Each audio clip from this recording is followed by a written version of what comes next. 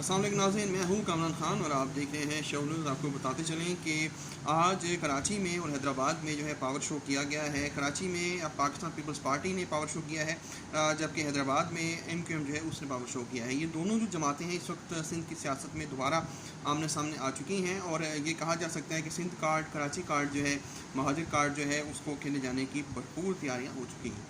यहाँ पे ये बताते चलें हम आपको कि कराची में इस वक्त जो है जमात इस्लामी MQM के बाद पाकिस्तान पीपल्स पार्टी ने अपना पावर शो किया है। उसकी वजह ये बताई जा रही है कि पाकिस्तान पीपल्स पार्टी अपनी जो स्ट्रेंथ है, अपने वर्कर्स हैं, अपनी जो पॉलिटिकल पोजीशनिंग है उसको बेहतर करना चाह रही है और ये तमाम तर जो तरीक़ाकार अपनाया जा रहा है इससे वो पोजीशनिंग वो बेहतर कर रहे हैं। जबकि MQM इस वक्त जो है अपने वोटर के पास वापस जा चुकी है, क्योंकि सेनेट के इलेक्शंस जो होने जा रहे हैं मार्च में, उनके पेश नज़र किसी भी वक्त जो है आम इंतखाबात की जानिब कौम बढ़ सकती है। अगर अपोजिशन ने ग्रैंड अलाइंस के ज़रिए और ये इंतखाबात जीत लिए और सेनेट में हुकूमत को शिकस्त दे दी तो आने वाले इंतखाबात जो हैं वो बहुत जल्द मुनक़िद होने नज़र आ रहे हैं।